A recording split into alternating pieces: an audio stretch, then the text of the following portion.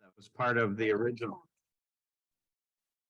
part of the, that church was part of the beginnings of this particular camp that's been part of the American Baptist Churches going back to 1937. So Wow. we're in our 86th summer, believe it or Wow. not, this year, 86 years. And over the years, it's where I met my wife when we were, high school, and we have gone back as a couple to serve at the camp.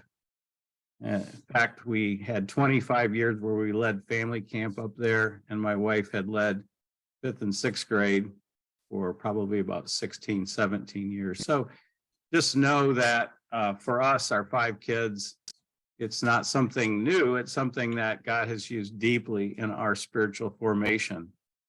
And I'll unpack that a little bit more, but I think it's important to recognize that in a lot of the camping ministries around the country, there's been a lot of changes, even within the American Baptist churches. And having said that, about 10 years ago, almost 11 years ago, I received a call from Dr. Michael Williams asking me if I would consider leading an effort to think about a sustainable path for the camp. As is the case with many camps, there was a lot more competition in the summer. Summer schedules were encroaching, and just the number of kids available to come to camp had started to decline. And the region was actually wondering, whether or not they could continue to sustain any shortfalls, and wanted to really examine and think about, is there a path that we could go on that would allow the camp to thrive instead of being in a perpetual state of just trying to survive? And so as my wife and I began to entertain that idea of, okay, yeah, this has been a great spot. Lord, what would you have us do? I mean, what would you have us do to think about a sustainable path? And, sometimes God uses our deepest hurts, doesn't he, for some of our deepest purposes. And I almost had a sense from the Lord, just a whisper inside my heart of, well, Bruce, why don't you plant seeds in the hearts of kids like was planted in your heart? And I knew exactly what he meant. Because for me, as a boy growing up, when I was about 5 years of age, my father had gone off to Vietnam. He had about 2 weeks to go before he was supposed to come back, and he became missing in action. And while they thought he was taken prisoner, it was uncertain.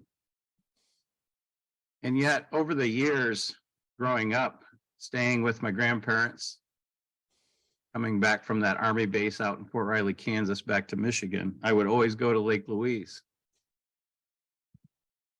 And it was there that, for whatever reason, some gentleman wanted to make sure that I knew about God's promises.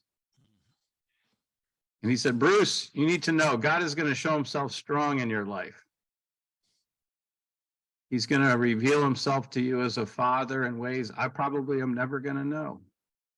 And I want to show you this promise. And he opened up his Bible to Psalm 68:5, and he read that God is a father to the fatherless and a defender of widows in his holy dwelling.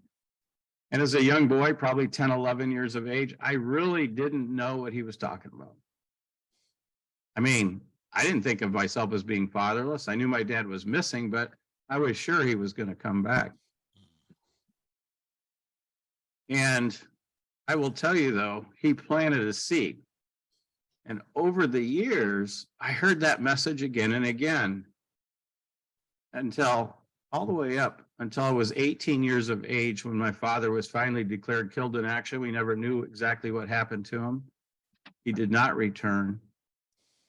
And my brother and sister and I, being raised by my mom, a single mom, we went through some really, really difficult times. A lot of uncertainty, a lot of questioning of God, and a lot of personal issues, in terms of what does it mean to be a man, and what does it mean to try to look after my mom as the oldest son, and feeling like I don't have what it takes or coming up short. So all of those things were part of growing up fatherless for me. But that gentleman who planted a seed, God caused that seed to grow. He watered it along the way. I heard that again and again, until eventually the idea of being God's son was actually central to my identity. And so here I was all these years later, and at the same place where God had planted these seeds in my heart, I just sensed him saying, why don't you plant seeds in the hearts of other kids like we're planting in your heart? So 10 years ago, we began to open up the camp to a whole new set of kids. And we started working with organizations like Big Brothers, Big Sisters, and other organizations providing scholarships for kids to come to camp who were growing up in a home without a father present on a full-time basis. And that first summer, we had 13 kids who came. And it was a bit of a difference because most of those kids came from an unchurched background. They didn't have a lot of history. They weren't the traditional kids coming from a denominational church to come to camp. But I will say it was beautiful. And it was also, I will say, very difficult. As you can imagine, the contrast in the camp experience for a lot of the kids who don't have a background versus those who did, was quite pronounced. We continued to provide that scholarship, and little by little, the number of kids that were coming continued to grow. One of the things that happened, though, is that we began to meet some of those kids. We met their moms. They would come down the road. The camp is in a beautiful setting in northern Michigan. There's a long winding road that comes down into the camp to an open clearing, and you see this beautiful lake. It's one of the most beautiful sights, I think, of any camp in the state of Michigan. But as we met moms, we recognized, that it wasn't just the kids who needed an experience. In many cases, the mom and the rest of the family needed that same experience as well. So that next summer, 9 years ago, we opened up the camps, family camp, where we reserved half of the spots for single moms with kids to come to camp and provided scholarships for them. And that first summer, we also had a single mom who was very successful. She was a librarian at a significant college, had done a great job raising kids, got a PhD, had a lot of success. But for whatever reason, it was something that didn't necessarily meet the needs of some of the moms there. In fact, for a lot of the moms, they felt as though they could never accomplish what she had accomplished. And so that next summer, 8 years ago, we changed our entire format from the Sage on the Stage model to what I call the Guide by Your Side model. And we began to provide space for moms to come to camp with their kids and experience the Father heart of God through faith in Jesus Christ. And it was really about creating space for them to enter into their story with other moms, as opposed to having someone who was speaking the whole time. And that really was incredibly transformational. And it's been something that has happened now where instead of one camp, we then went to 2 camps 3, and this summer we actually have 4 camps that are serving single moms with kids. And they're already oversold. There's already a waiting list for each one of those camps. It's been something where I'll say word of mouth, but also just the experience that moms with their kids have had there. It's created something, I think, where there's a deep sense of belonging, and I'll unpack that a little bit more. All of this to say, 4 years ago, then Dr. Michael Williams said, Bruce, we really believe as a region that God's at work in this place, and we really want this to continue. We had not been able to do many building projects at that time or raise much funds for those projects and some of the improvements because there was uncertainty in terms of the future of the camp, and it's hard to raise money only to know that it may not be able to be sustainable. But Dr. Williams said, look, let's work together to create a new nonprofit, which we did. The camp had been called Camp Lake Louise, and it went forward as a new nonprofit known as Higher Ground at Lake Louise. Part of that reason, quite frankly, is across the lake, there was a camp, a Methodist camp, Lake Louise Methodist Camp, which became Lake Louise Camp and Conference Center. So we were Camp Lake Louise, they were Lake Louise Camp and Conference Center. A lot of confusion came about as a result of those name changes over the years. And so we were glad to change the name to Higher Ground at Lake Louise. So for the last 4 years, we have been operating as a nonprofit, but we're also what's called an affiliated entity. So we are deeply rooted in the American Baptist Church. We long to stay deeply connected to the American Baptist Church. I serve on the board. I also serve on the endowment fund committee as vice chair in that regard. I personally come from a background of 41 years in the investment business, though the last 10 summers, my wife and I have spent most the entire summer up at camp, just following the Lord's lead in this new way of being for the camp. And this year, we expect that 50% of the kids that come to camp and virtually all of the moms. So we have 4 weeks family camp with kids, focused almost entirely on single moms and kids. And then we go into 8 weeks of camp, which is children, youth camps, etc.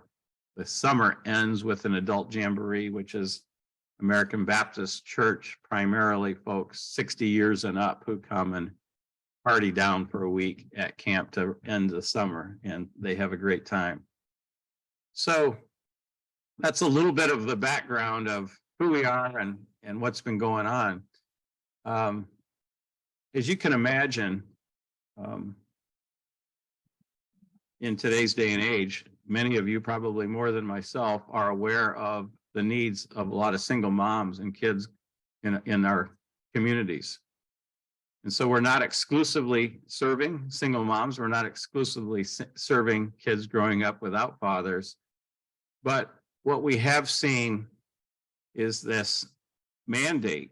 If you think about the book of James for a moment, and this is, I believe, a mandate to the church, not to the camp. I see the camp as an extension of the church's mission, where it says, pure and undefiled religion in the sight of our God and Father is this, to visit orphans and widows in their distress and keep oneself unstained from the world. And as you can imagine, many of our campers come to our camp from various backgrounds, a lot of different circumstances in life. But I can say with all sincerity that many of our campers resemble in every way, shape, and form the distress that I think some of the orphans and widows that was referred to in the book of James in Jerusalem. They have the same kinds of needs, the same kinds of desires and longing for something more than what they're experiencing. And for whatever reason, it's on God's heart for the church to notice, to pay attention, to come around, to engraft, to invest in, to disciple. And that is something that for us, it's just become, if you will, our mission. I'd love this to take for a moment and share that mission with you. Can I share the screen? Is that okay? Am I empowered to do that? Okay.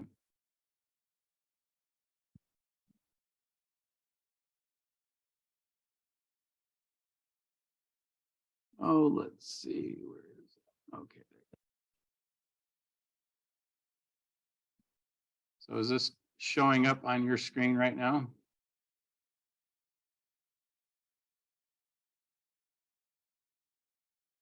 Yes, it is. Okay, thank you. Yes, we Appreciate can see that. Okay, great. So the mission of our camp is to help campers experience and encounter the Father heart of God through faith in Jesus Christ. That is what we're all about at the end of the day. Everything we do, everything that's focused on is really helping those who come there see their need to know God as Father. There are incredible I would say benefits for all of us, every single one of us, whether we grew up with a phenomenal father that we struggled with, no father at all. We all need to know God as Father and the benefits that come from that. And the sense of identity that can be built for many kids who don't, where that area of their life is a void, is beyond measure. And we know that that only comes through faith in Jesus Christ. God is also beginning to do a number of things where this little camp is a catalyst, where other camps are beginning to take on some of the DNA that we've started and are reaching out in their worlds and their communities. We're beginning to partner with many other ministries, other organizations that also served. And we just pray, we thought about a vision that, Lord, please take us from 500 to 1,000 kids. And we knew that that was very possible, but we just prayed as well that, Lord, if this is so important to you, the care for these moms and kids, that you consider it and you call it pure and undefiled religion, Lord, we're going to pray that you would use this little tiny camp, part of the American Baptist Churches of Michigan and Northern Michigan, to be a catalyst so that every fatherless child in the state of Michigan would have one fair chance to know God as Father, that he would show himself strong. And we knew that that could never happen by addition. When I say addition, I mean kids coming to camp. It could only happen through multiplication, through somehow the Holy Spirit that touched our hearts in this regard, using that same Spirit in his church. Because I believe apart from the church of God embracing this call and this mission, it's going to struggle moving forward. But as the church in their sphere of influence begins to pray into how can we be part of this? How can we be about this intentionality that is on God's heart? I believe very, very, very strongly that when you line yourself up with what God says is important,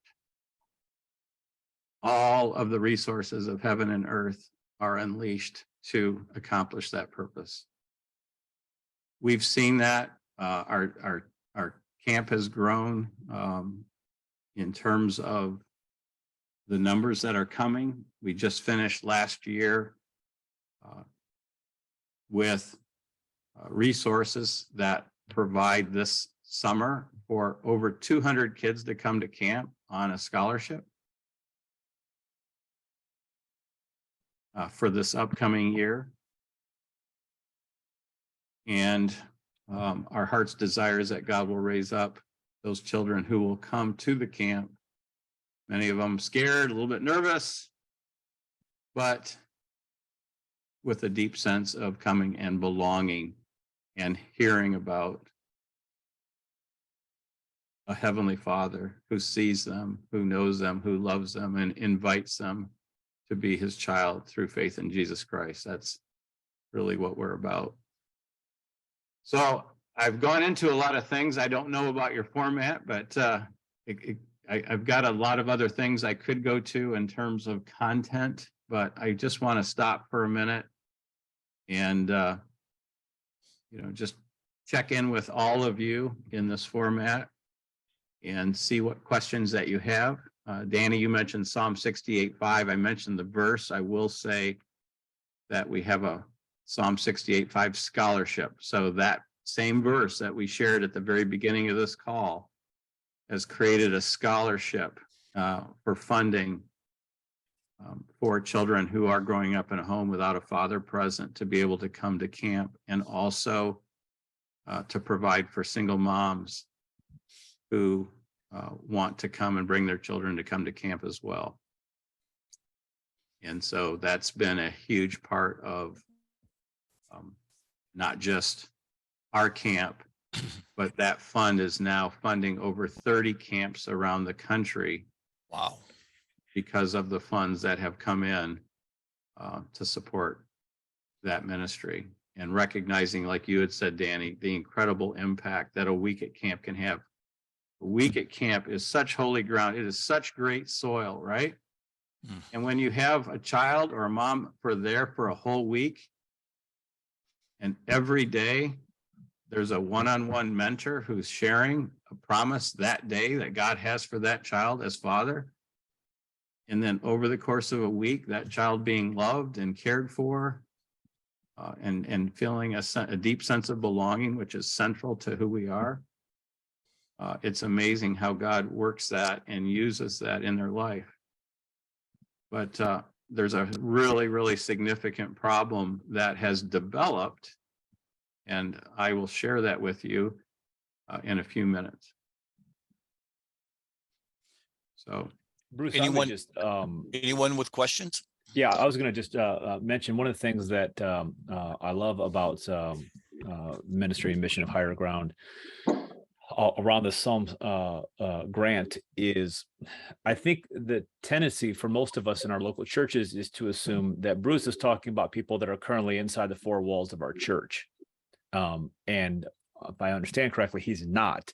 This is a ministry to single parents, fatherless children, whether they are in your church building or not, which means what an incredible opportunity to engage with people in your community who may not be walking in the doors of your church, to be able to try to build a connection with them and let their kids know, hey, there's an opportunity for your kid to go to camp at a very low cost or no cost at all.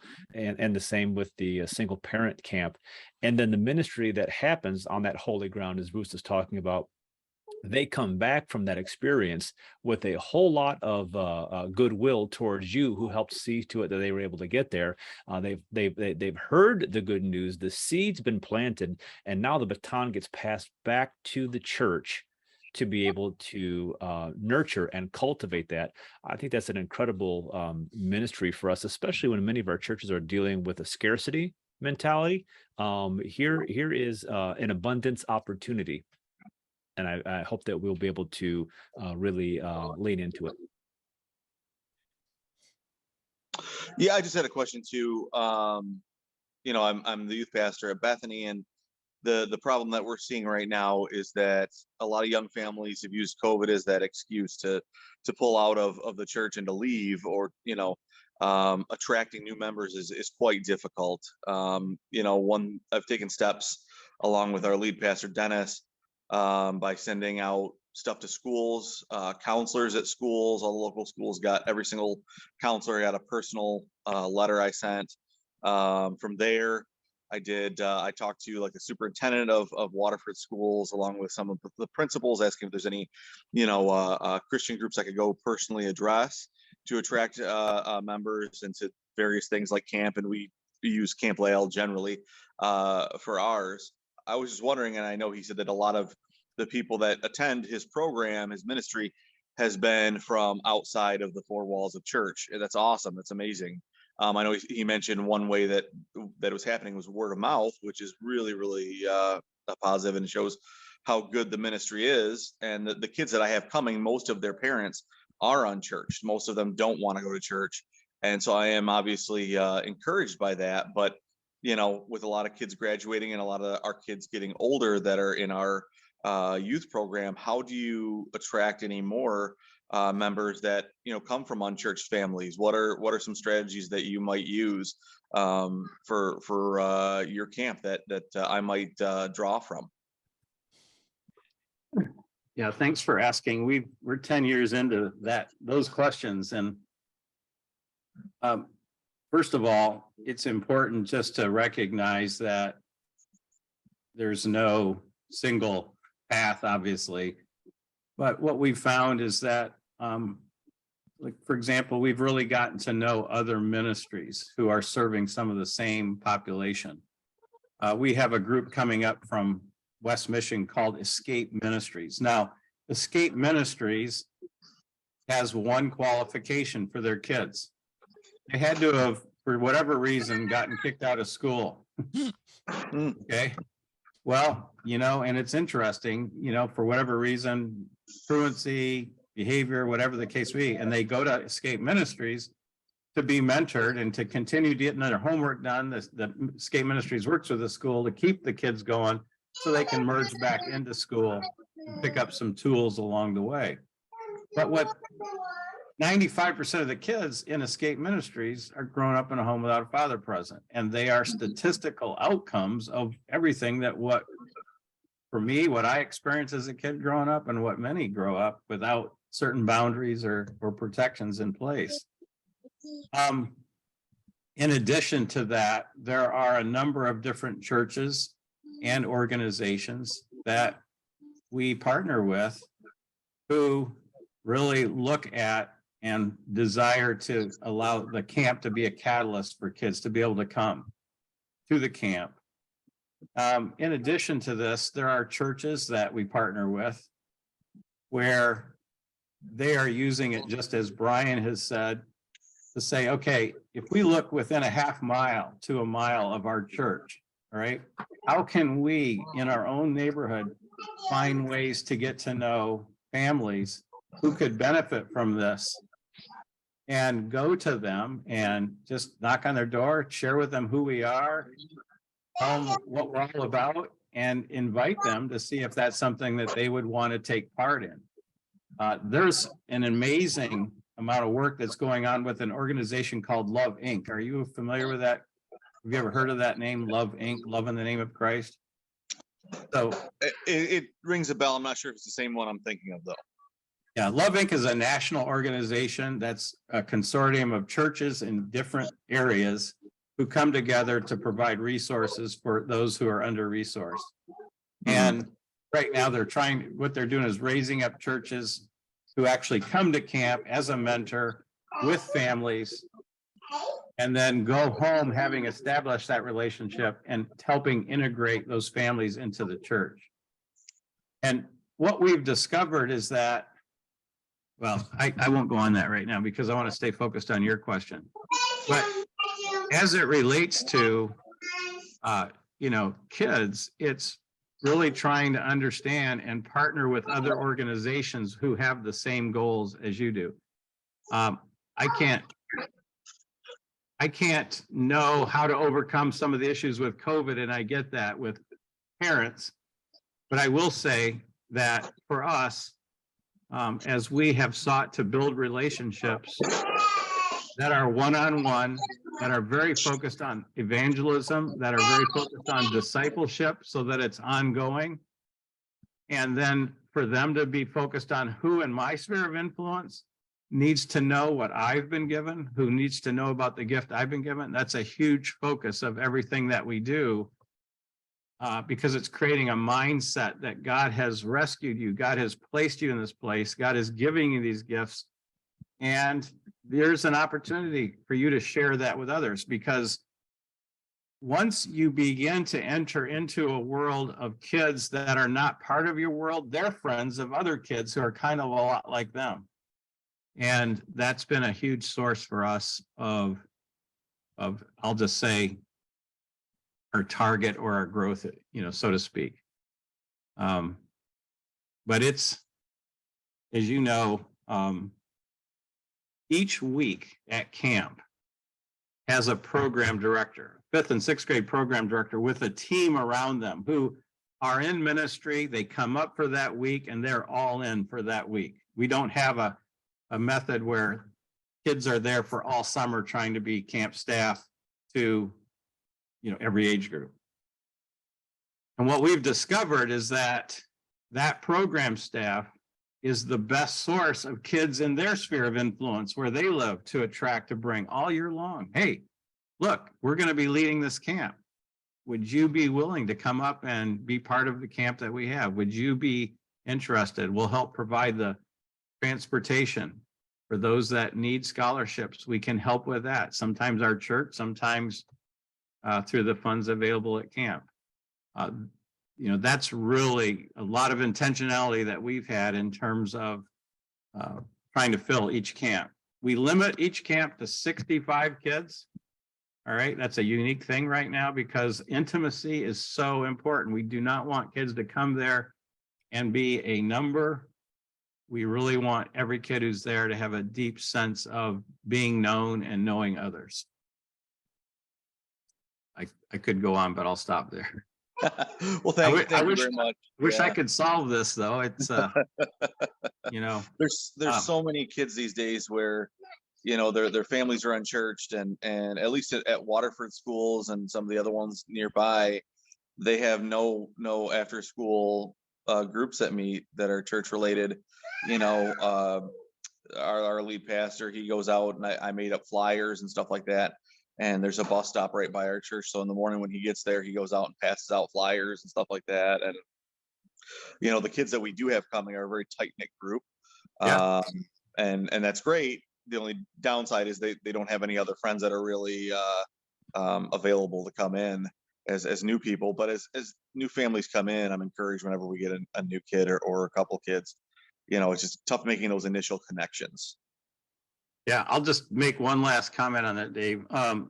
Recently, I don't know about you, but somebody tells you, hey, have you read this book? Or hey, have you read this book? And you're starting to hear this, like, okay, Lord, I think I'll pay attention. There's a book, Praying Like a Monk, Living Like a Fool. I don't know if you've heard of this yet, but it's really at the heart of what we're talking about right now. And I would strongly suggest it. I've been going through it, and it's deeply, deeply convicting because it is really showing that the evangelism and impact that I have in my life is such a function of praying into the heart and souls of the terrain, the places, the people that God has for me to invest in. And seeing him at work in ways, and the fruit of this as I'm going through this book is profound. It's something we all know. It's nothing that, oh my goodness, this is brand new to me, but it's a reminder of, especially in today's day and age, where so many, if you think about how few lives have encountered the kingdom of God compared to maybe when we were kids. And that's not true for all of us, right? It's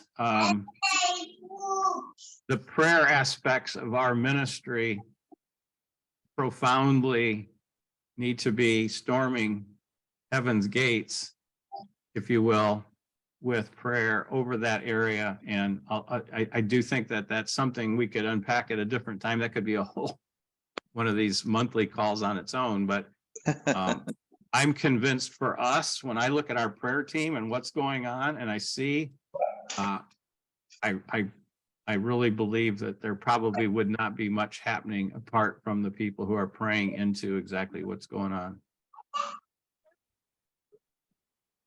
Sanchita, you had a question, I think. Yes. I don't know, maybe Brian or you can answer it. I was wondering, what is the age that the family with the kids? Because what I know in my area is kind of a toddler is there a room for a single mother, toddler, or it's too much for camp to find resources and, We have single moms with 3-month-old children who come. I mean, it's every conceivable combination of moms and kids. We invest heavily in terms of having a wonderful children's ministry during the week. If you think about it, in the morning, we have breakfast, a little bit of free time. Then there's a time together of praise and worship and a message.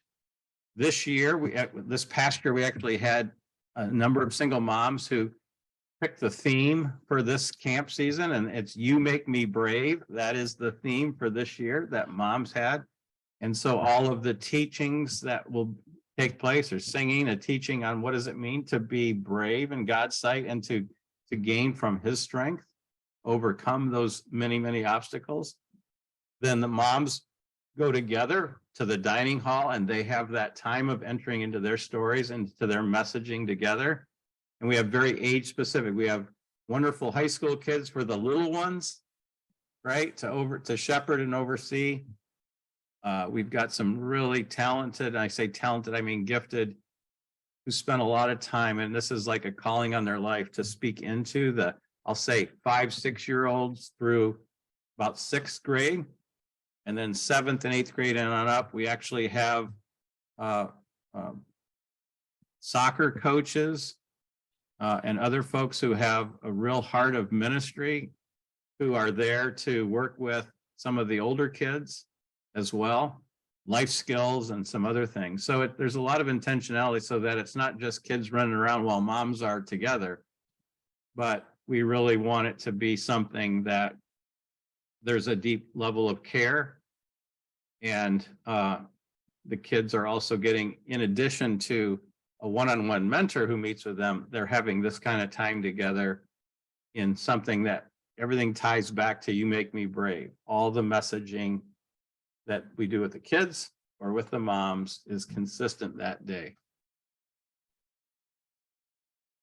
Later in the afternoon, in the evening, after dinner, there's Vesper. There's always a story that's told. And then at night around the campfire, for those who don't have little ones, there's a testimony at night with some songs around the campfire. It's really a special time there.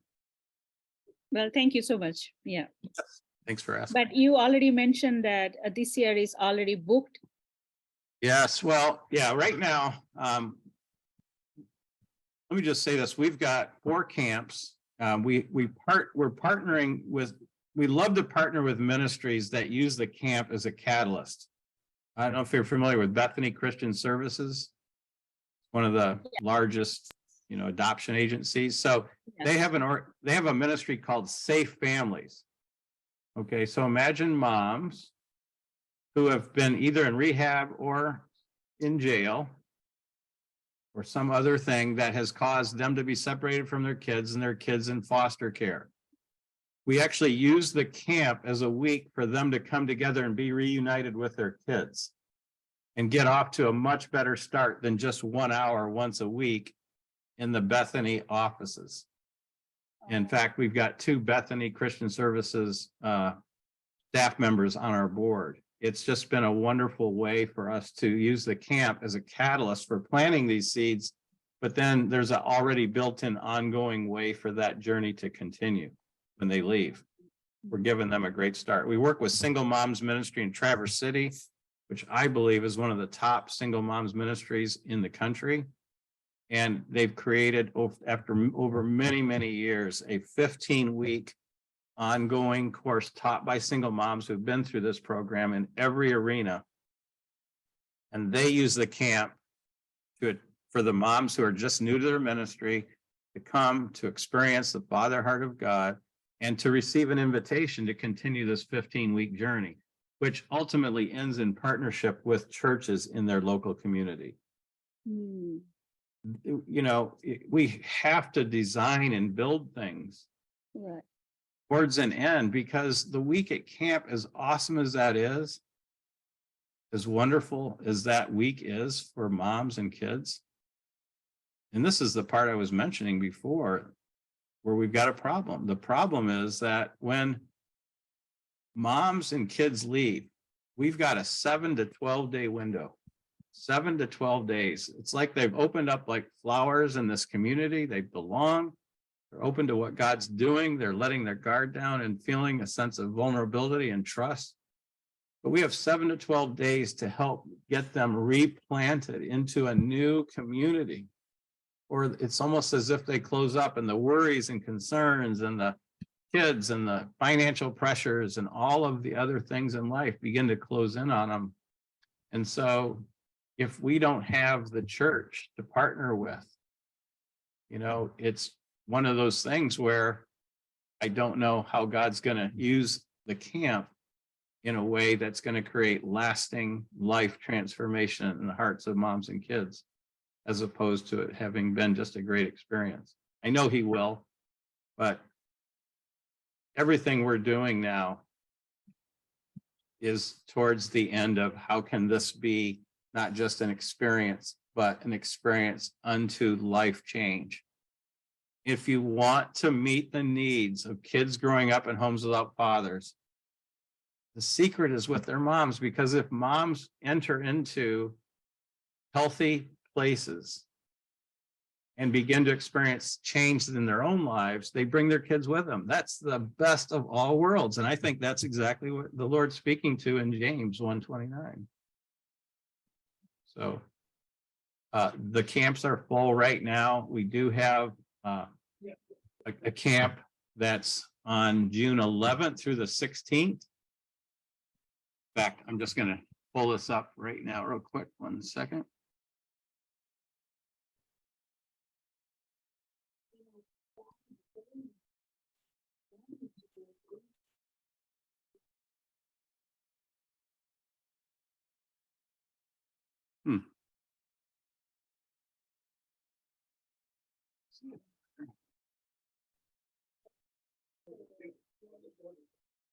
So while you are searching, my question is, when is the good time to apply for this?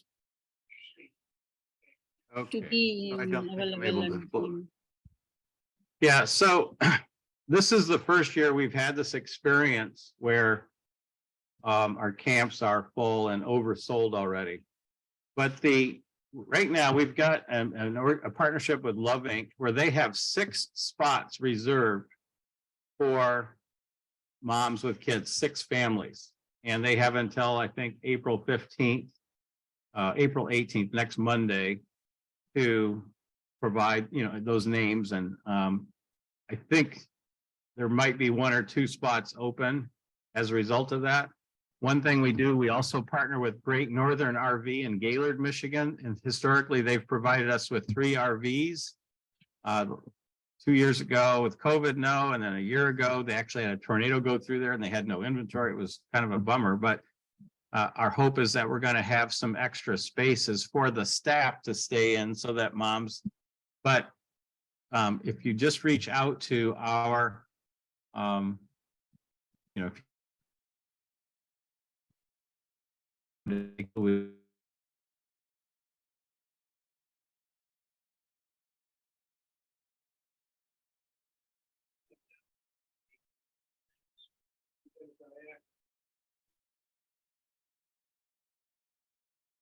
I lose you?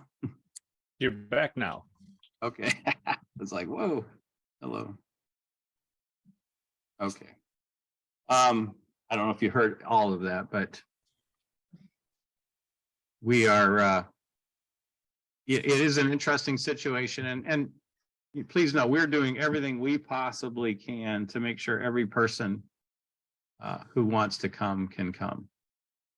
Sometimes it's helpful if, as a mom, if we have 2 moms with 2 little ones, if they wouldn't mind sharing a cabin, that can be great, because that allows a whole nother family to come in and somebody, you get to know. Some people are really open. That really helps us too. But no, it's an incredible problem to have. I do feel like if we did nothing but camps for single moms all summer, we would be full all summer. what happens though is all of these kids come to camp too. And we reserve spots in their age group, because if a child comes to camp with their mom and the mom is like, you know what, this is a good place. I believe in this place. And I think this is a good place for my kid. Then that child can come back that summer to their age specific camp on a scholarship. And the effect of 2 weeks at camp is very powerful, both with their family and then with their peers. Any other thoughts, questions?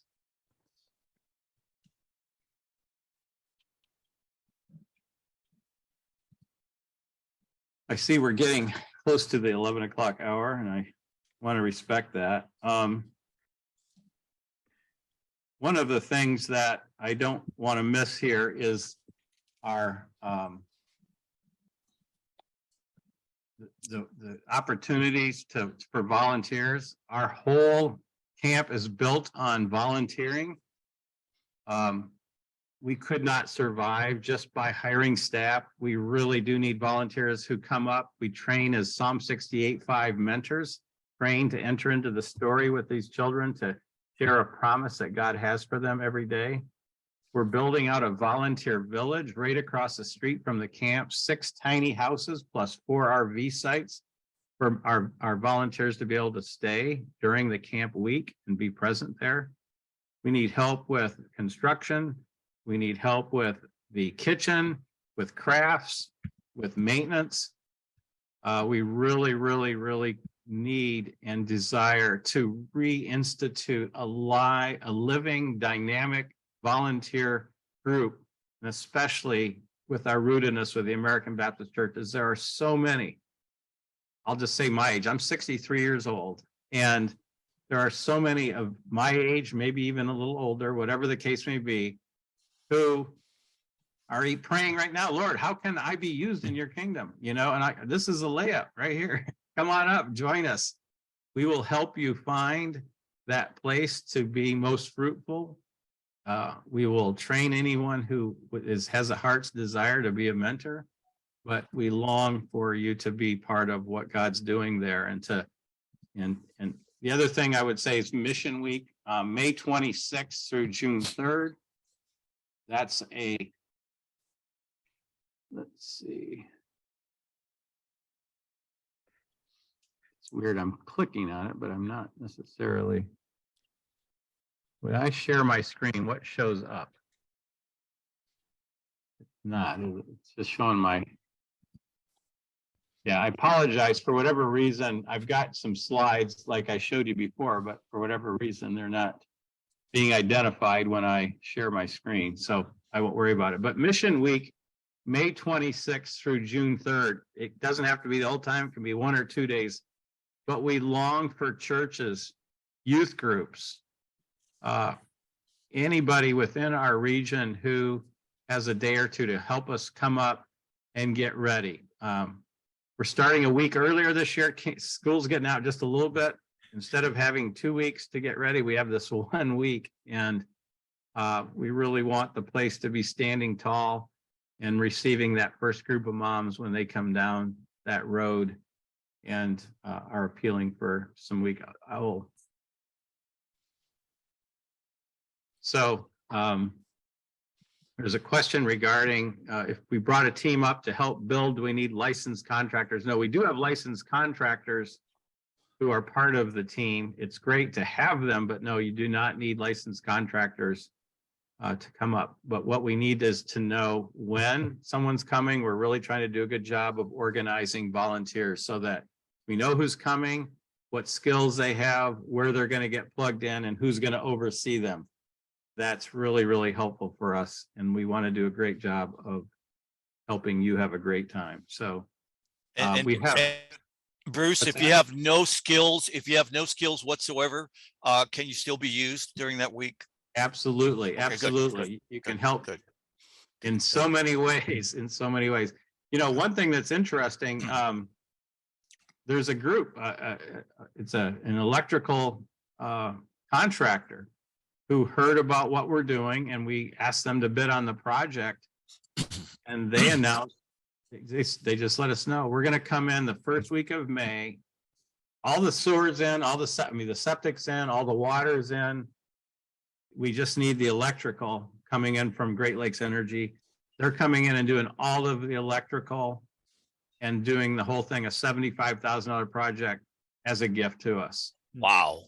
Wow. It's incredible, which means great. now so we'll have a team that's coming in to do the foundations of the 6 tiny houses. We already have the RVs all set.